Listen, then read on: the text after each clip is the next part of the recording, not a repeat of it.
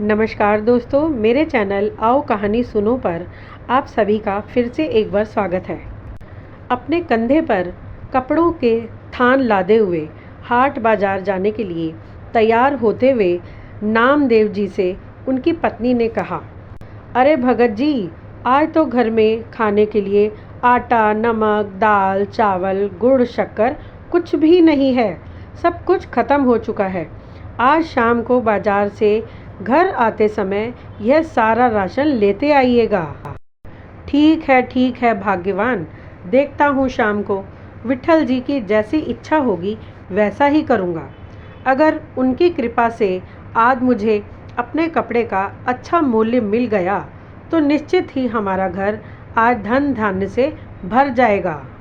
तब पत्नी बोली, अरे संत महाराज, अगर अच्छी कीमत ना भी मिल पाए तब भी इस बुने हुए थान को बेचकर थोड़ा बहुत राशन तो ले ही आना, क्योंकि आप तो जानते हैं हमारे घर के बड़े बूढ़े तो भूख बर्दाश्त कर भी लेंगे, परंतु बच्चे तो अभी छोटे हैं, उनके लिए तो कुछ ज़रूर लेकर ही आना। मेरे विट्ठल सरकार की जैसी इच्छा। ऐसा कहकर भक्त नामदेव जी हाट बाजार जाने के लिए घर से निकले। बाजार पहुंचते ही पीछे से किसी ने उन्हें पुकारा, वाह साईं वाह, कपड़ा तो बड़ा अच्छा बुना है और ठोक भी बहुत अच्छे से लगाई है। परमात्मा की कृपा से तेरा परिवार बसता रहे। यह फकीर ठंड में कांप कांप कर मर जाएगा। जरा दया के घर में आ जा और भगवान के नाम पर 2 चादरों का कपड़ा इस फकीर की झोली में भी डाल दे। नामदेव जी ने फकीर की बात सुनकर उससे पूछा कि 2 चादरों में कितना कपड़ा लगेगा। अब संयोगवश नामदेव जी के पास थान में जितना भी कपड़ा था उतना ही कुल कपड़ा उस फकीर ने 2 चादरों के नाम पर मांग लिया। भक्त नामदेव जी ने भी सारा का सारा थान उस फकीर को दान कर दिया और खाली हाथ घर लौटने लगे। परंतु आज घर लौटते समय उनकी आंखों के सामने उनके परिवारजनों के भूखे चेहरे नजर आ रहे थे। तभी घर से निकलते वक्त उनको अपनी पत्नी की कही हुई बातें याद आने लगीं कि घर में आज खाने के लिए कुछ भी सामग्री नहीं है।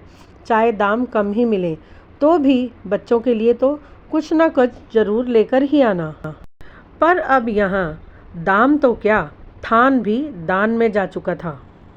भक्त नामदेव जी एकांत में पीपल के वृक्ष की घनी छांव में बैठ गए और मन में विचार करने लगे कि जैसे मेरे विट्ठल प्रभु की इच्छा। जब इस संपूर्ण जगत का भरण पोषण वे खुद ही करते हैं तो अब मेरे परिवार का भरण पोषण भी वे स्वयं ही करेंगे। उस सच्चे सरकार के होते हुए मैं भला क्यों चिंता करूं? बस ऐसा विचार करके भक्त नामदेव जी हरि विट्ठल करते हुए भजन में लीन हो गए। आज तो अपने प्रति इतनी श्रद्धा भाव देखकर विट्ठल सरकार का आसन भी डोल गया। इसीलिए अब भगवान भी भला कहाँ रुकने वाले थे, क्योंकि आज उनके सबसे बड़े भक्त ने अपने परिवार की पूरी जिम्मेदारी उन्हें जो सौंप दी थी। अब भगवान ने अपने प्रिय भक्त नामदेव जी की झोपड़ी का दरवाज़ा खटखटाया। नामदेव जी की पत्नी ने अंदर से ही पूछा, कौन है? बाहर से आवाज़ आई, क्या भक्त नामदेव जी का घर यही है? अंदर से आवाज़ आई, जी हाँ यही है, आपको क्या चाहिए? धन्य है नामदेव जी का परिवार, घर में खाने को एक दाना भी नहीं है, फिर भी कितनी श्रद्धा से पूछा जा रहा है कि आपको क्या चाहिए। भगवान बोले, देवी दरवाज़ा तो खोलिए। अंदर से फिर आवाज़ आई, पहले आप यह बताइए कि आप कौन हैं? भगवान ने कहा, पंडिताइन जी, अब भक्त की भला क्या पहचान होती है? जैसे नामदेव जी विट्ठल के सेवक हैं, वैसे ही मैं भी नामदेव जी का एक छोटा सा सेवक हूँ।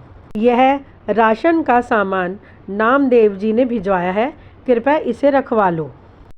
यह सुनकर नामदेव जी की पत्नी ने दरवाज़ा खोल दिया। बस अब तो जो घर में राशन उतरना शुरू हुआ कि घर के लोगों की घर में रहने की जगह भी कम पड़ गई। नामदेव जी की पत्नी को कुछ आशंका हुई। तब उसने पूछा कि इतना सामान क्या सचमुच नामदेव जी ने ही भिजवाया है? मुझे तो नहीं लगता। भगवान बोले, हाँ हाँ पंडिताइन जी, आज नामदेव जी का थान सच्ची सरकार ने जो खरीद लिया है। जो भी नामदेव जी का सामर्थ्य था उन्होंने चुका दिया, और अब जो मेरी सरकार का सामर्थ्य है उसे वह चुकता कर रही है। अभी तो भगत जी के घर में और भी सामान आने वाला है। जल्दी से जगह बताओ कि उसे कहाँ रखवाना है। शाम होने के बाद अंधेरा भी घिरने लगा और सामान रखवाते रखवाते नामदेव जी की बेचारी पत्नी थक चुकी थी। लेकिन आज तो अपने घर में इतना सामान आते हुए देखकर बच्चे खुशी से नाच रहे थे। कभी किसी बोरी से गुड़ निकाल कर खाते तो कभी शक्कर निकाल कर खाते, कभी मेवों की मुट्ठियाँ भर कर खुश होते। उनके बाल मन अभी तक तृप्त नहीं हुए थे। इधर पत्नी हैरान थी कि अंधेरा घिर आया है, परंतु अभी तक नामदेव जी का कुछ अता पता नहीं है, और इधर अभी भी सामान आना लगातार जारी था। आखिरकार नामदेव जी की पत्नी ने हाथ जोड़कर सेवक से कहा कि सेवक जी, अब बाकी का सामान आप संत जी के आने के बाद ही लाना, क्योंकि हमें अभी तो उन्हें ढूंढने भी जाना है। पता नहीं आज अभी तक भगत जी घर क्यों नहीं आए। भगवान बोले, पंडिताइन आप निश्चिंत रहिए, भगत जी तो गांव के बाहर पीपल के पेड़ के नीचे बैठकर विट्ठल सरकार का भजन सिमरन कर रहे हैं। यह सुनकर पूरा परिवार ही नामदेव जी को देखने के लिए वहां पहुंच गया। अचानक अपने परिवार वालों को अपने सामने देखकर नामदेव जी मन में सोचने लगे कि जरूर यह भूख से बेहाल होकर मुझे ढूंढने निकले हैं। परंतु इससे पहले कि संत नामदेव जी कुछ कहते, उनकी पत्नी बोल पड़ी, आपको कुछ पैसे बचा लेने चाहिए थे। सारे पैसे एक साथ ही खर्च दिए। आज आपके कपड़े का थान अच्छे भाव में बिक गया तो सारा सामान आज ही खरीदने की भला क्या ज़रूरत थी। घर में इतना सामान भर गया है कि हमारे बैठने की भी जगह नहीं बची, और उधर आपके सच्चे सरकार के सेवक जी कह रहे हैं कि अभी तो और सामान आना बाकी है। कृपया अब आप उन्हें और सामान लाने के लिए मना कर दीजिए, क्योंकि हमारे घर में अब सामान रखने की कोई जगह नहीं बची। पहले तो भक्त नामदेव जी अपनी पत्नी की यह सारी बातें सुनकर विस्मित हो गए। फिर उन्होंने जब अपने बच्चों के खिले हुए चेहरे देखे तब उन्हें यह एहसास हो गया कि ज़रूर मेरे प्रभु ने ही कोई लीला रच दी है। तब पत्नी ने पूछा, आपने ऐसी कौन सी सच्ची सरकार को कपड़े का थान बेच दिया है कि वह तो घर में सामान भेजने से रुक ही नहीं रहे हैं। ना जाने उन्होंने हमारे घर में कितने वर्षों तक का राशन भर दिया है।